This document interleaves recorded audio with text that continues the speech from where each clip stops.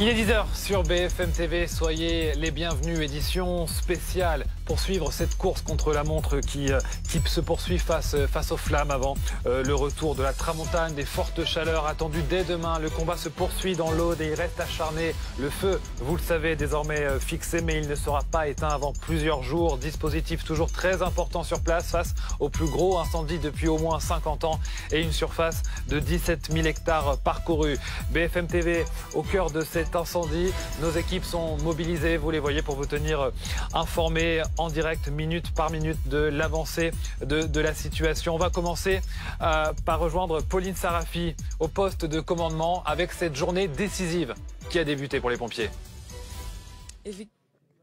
Effectivement, journée décisive, vous l'avez dit, puisque les conditions météorologiques aujourd'hui, eh bien, elles sont bien meilleures que ces derniers jours. Le vent est retombé, emportant avec lui beaucoup d'humidité, un taux supérieur aux 30% favorable aux pompiers. Aujourd'hui, on est à peu près à 60% du taux d'humidité, ce qui va faciliter eh bien le travail des pompiers sur le terrain. Il a également plu depuis ce matin, une pluie très fine, certes, mais la région s'attend désormais dès demain à un pic caniculaire, ce qui pourrait là encore bien favoriser l'arrivée de nouveaux feux.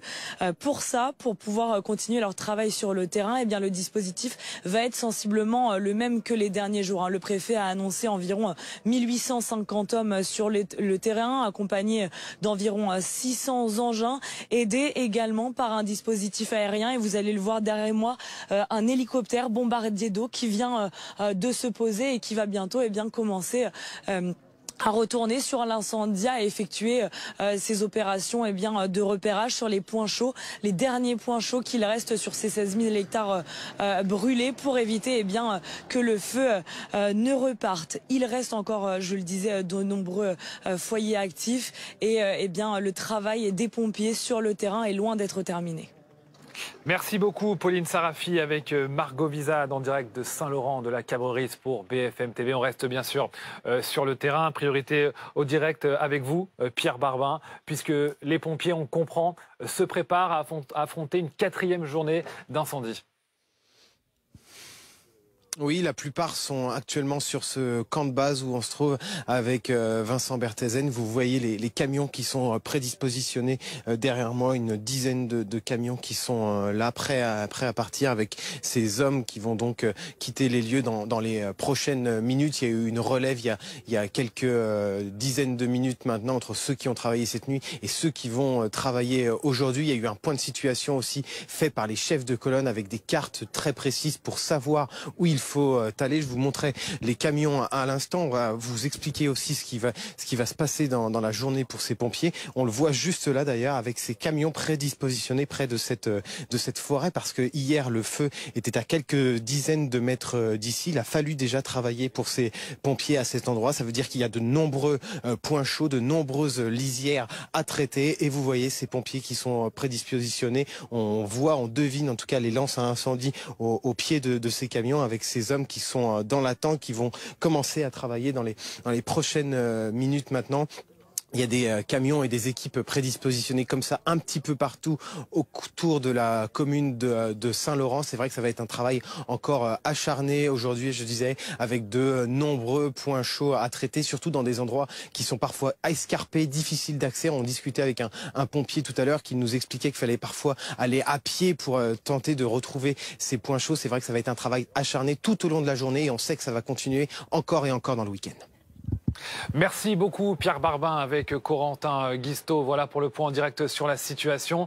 On va faire à présent un point sur la météo, Loïc, parce qu'on sait que cette journée est décisive et cette journée dépend aussi de la météo. D'abord, si on regarde à nouveau, si on fait à nouveau un zoom sur cette région de l'Aude et cet incendie, donc c'est 17 000 hectares parcourus, feu désormais fixé. On le rappelle, ça veut dire que cette zone n'évolue plus pour l'instant, même si c'est une zone immense, 90 km de lisière. C'est donc évidemment sur cette zone qu'on regarde en particulier la météo, avec une météo qui est plutôt favorable aux pompiers depuis ce matin. Oui, moins défavorable que ce qu'on a connu ces dernières heures. Alors, Le feu fixé donc depuis hier, il est souhaitable maintenant d'arriver à l'étouffer rapidement. On profite d'une fenêtre un peu plus favorable donc avec le vent notamment.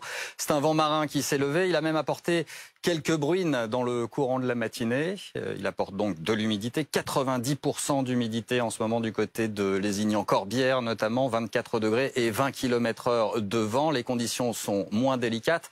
En revanche, on a vu des nuages immenses se former. On a assisté à ça, ces nuages qui s'appellent des pyrocumulus, je l'ai appris. Alors en réalité, ce type d'incendie génère son propre climat. Là, c'est un nuage, comme un nuage d'orage, qui peut s'élever jusqu'à 10 km de hauteur. Mais surtout, il donne des rafales de vent très secs et il peut donner également une activité électrique, la foudre, qui peut provoquer de nouveaux départs de feu. Alors il n'y a plus de pyrocumulus désormais, mais ce qu'on surveille désormais, c'est la chaleur qui va monter d'un cran, clairement. Alors notamment du côté de Narbonne, je vous ai noté les températures à venir.